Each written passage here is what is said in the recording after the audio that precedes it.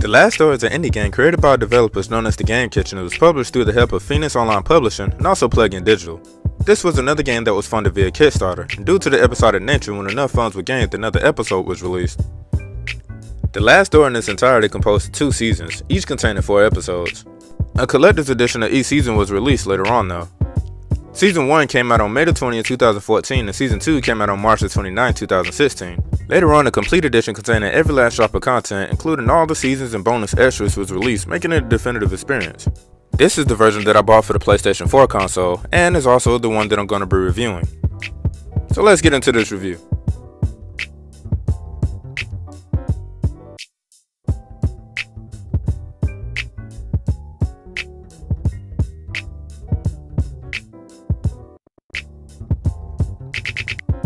The Last Door's primary selling point was being a low-res game, and it is, but within the context of the game's story and atmosphere, the visuals actually work perfectly for this game.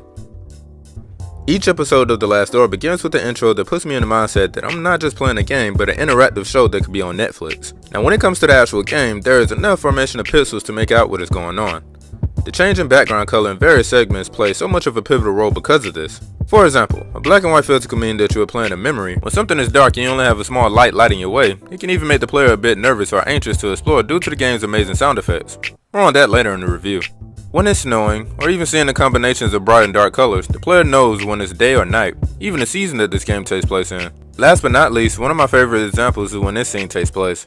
The old classic solid film filter adds a level of depth and immersion that impacts the player more once you understand what is going on. The Last Door takes what essentially so simple in visuals and crafted a game that effectively delivers a story that is memorable. In the time of games where many people are so focused on how realistic graphics are nowadays, this game proves that graphics does not always have to be so realistic in order for it to be an appealing game. When the presentation is placed within the context of the game's story, even the simplest approach and appearance can evoke a range of emotions and thoughts.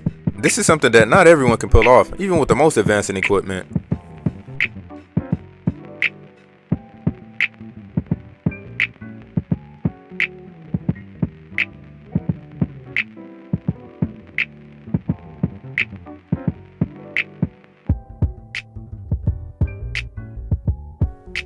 The story of The Last Door is about this guy named Jeremiah DeWitt who gets himself entangled within a problem in which he must investigate why disturbing events are occurring.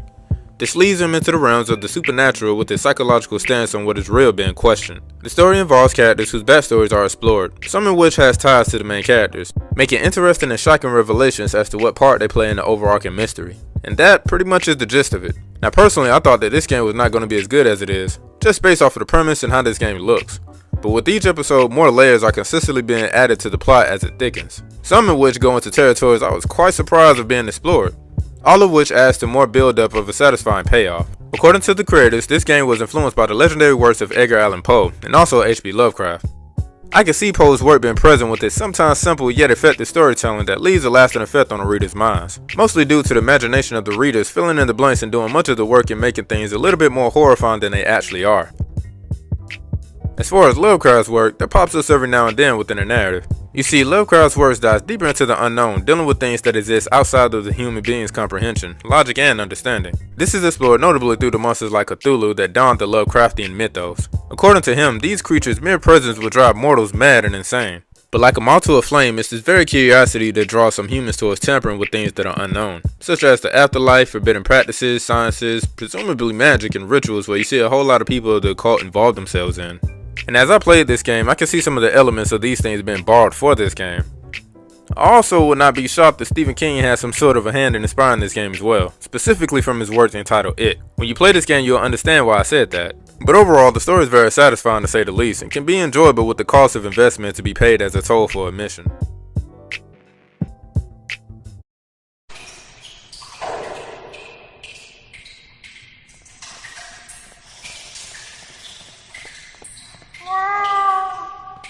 The sound design of The Last Door is rich. When Jeremiah walks, you can hear his footsteps. Also, you can hear the creaks of wood under his feet if he's walking inside of a building.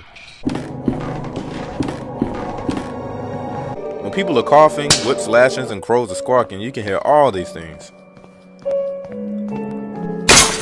There are a few jump scares in this game, which is used effectively at the best moments. It even gets to the point where the sound does more of illustrating what is going on better than the visuals or words of exposition could ever do. Try guessing what's going on here.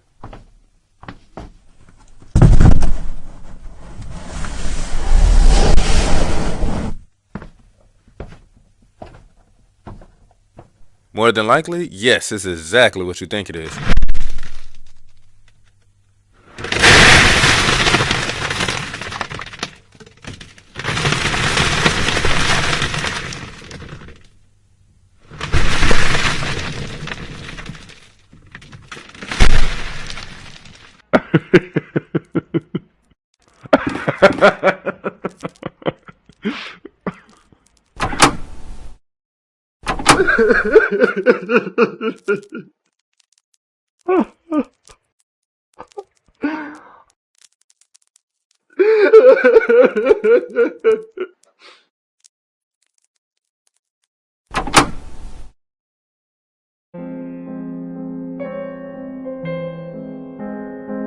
The music for The Last Door is one of the standout attributes of this game. This game may look low res, but the music is top quality.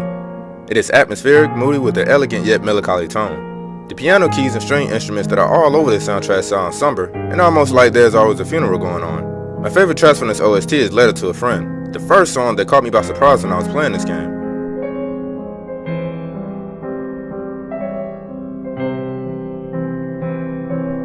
And secondly, The House at the Top of the Hill.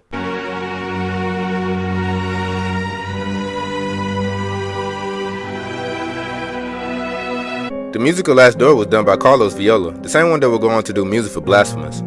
Links to where you can purchase this OST will be provided in the description below.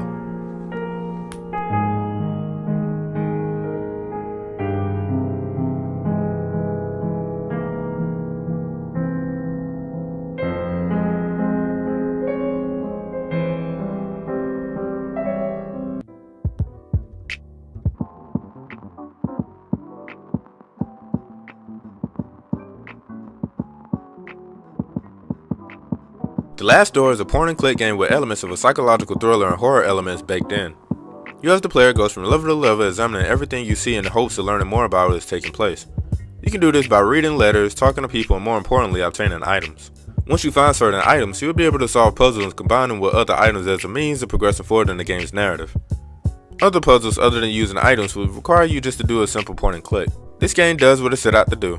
This is the type of game for people who like games that are story-based rather than action. This game is not that long, but within the time frame given, it packs a punch for lack of a better wording. The beauty of this game is within its simplicity, the very thing that will either draw players towards this game or make people walk away. The only criticism that I have for this game is how the player could find themselves being lost. You see, because of how this game is designed, it doesn't make everything very clear-cut. Actually, from time to time, there may be a moment out of frustration where the player might end up walking into a room and trying every item they have in the inventory on everything that may seem interactive. But other than that small criticism, I'm going to give this game an 8.5 out of 10. I enjoyed this game to the very end, and I didn't even talk about the extra features that's within the complete editions. These will be more satisfying after you complete the season, seeing that you'll be more familiar with the plot and its characters. Speaking of the ending, someone asked the question sometimes back to the developers in regards to possibly having a season 3. They asked this question via the Game Kitchen's official website. The question that was asked was, will season 2 episode 4 be the last episode ever? Their response was, for now, all we know is that we want to give something else a try. We've been working on The Last Door for more than 2 years, and it's increasingly evident for us that we, as artists, need to give something else a try. This doesn't mean that there won't be a third season at some point, but for now, we'll be granting us the chance to take some risks with the new game. And they did. The creators went on to create a Metroidvania-like action game known as Blasphemous. I will be reviewing that game soon enough. Anyway, The Last Door Complete Edition is well worth the price of $15. And it's available now for Steam, PlayStation 4, Nintendo Switch, Android, and Apple iOS. I suggest you go ahead and pick it up. It's pretty good.